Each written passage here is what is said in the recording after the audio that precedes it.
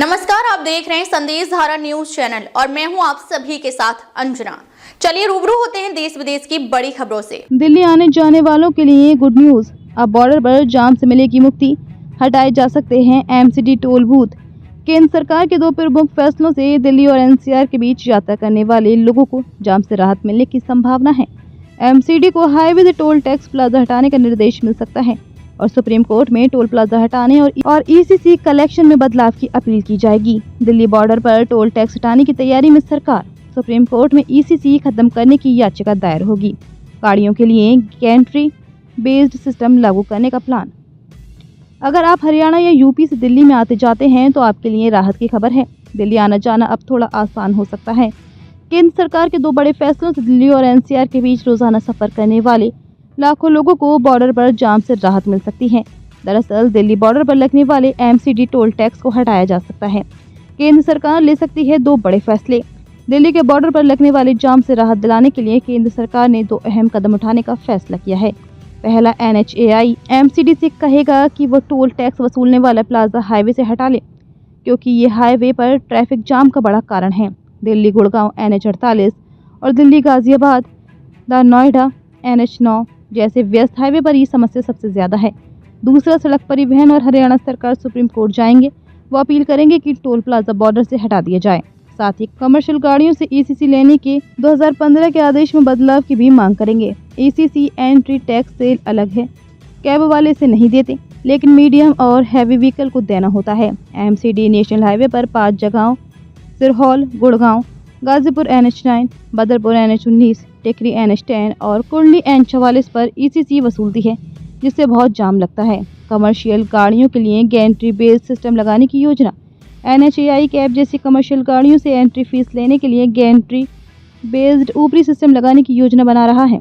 इससे toll plaza की जरूरत नहीं रहेगी। हाल ही में सड़क परिवहन मंत्रालय की एक बैठक में इस योजना पर मुहर लगी। इस बैठक में केंद्र, दिल्ली और हरियाणा सरकार के लोग मौजूद थे। तीनों जगहों पर बीजेपी की सरकार है। Road transport secretary V Umashankar ने ट्रांसपोर्ट की पार्लियामेंट्री कमेटी को भरोसा दिलाया था कि दिल्ली गुड़गांव बॉर्डर पर लगने वाले जाम की समस्या का हल निकाला जाएगा। मिनिस्ट्री ने कमेटी से कहा है कि वो सुप्रीम कोर्ट में अपील करेगी कि फरीदाबाद और नोएडा समेत सभी बॉर्डर पॉइंट्स से एंट्री फीस और ग्रीन टैक्स वसूलने की जगह बदली जाए। एमसीडी को नोटिस जारी करेगा NHAI। सूत्रों ने बताया कि NHAI एमसीडी को नोटिस जारी करेगा क्योंकि हाईवे एडमिनिस्ट्रेटर के पास अधिकार है कि वो हाईवे पर ट्रैफिक रोकने वाली किसी भी चीज़ को हटाने का आदेश दे सकता है।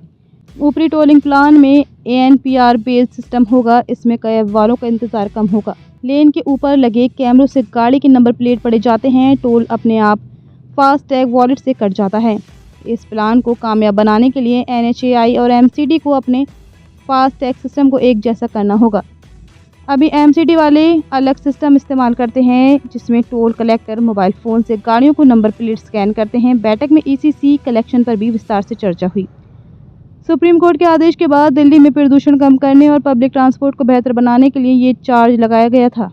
ईसीसी 700 रुपये से लेकर 1300 रुपये तक होता है। सुप्रीम कोर्ट के निर्देश पर दिल्ली सरकार ने इस फंड का कुछ हिस्सा Delhi Meerut rapid rail project को दिया है। सुप्रीम कोर्ट में दायर होने वाली याचिका में ईसीसी को खत्म करने की मांग की जाएगी। अगर ऐसा नहीं होता है तो कम से कम ईसीसी कलेक्शन के लिए फिजिकल वेरिफिकेशन की जरूरत को खत्म करने की अपील की जाएगी।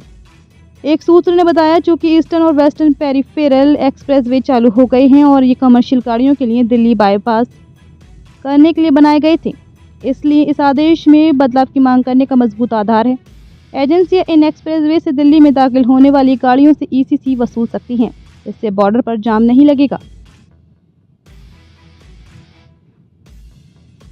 अब तक के लिए बस इतना ही। फिर मिलते हैं कुछ ऐसी ही बड़ी खबरों के साथ। तब तक के लिए नमस्कार और देखते रहिए संदेश धारा न्यूज चैनल।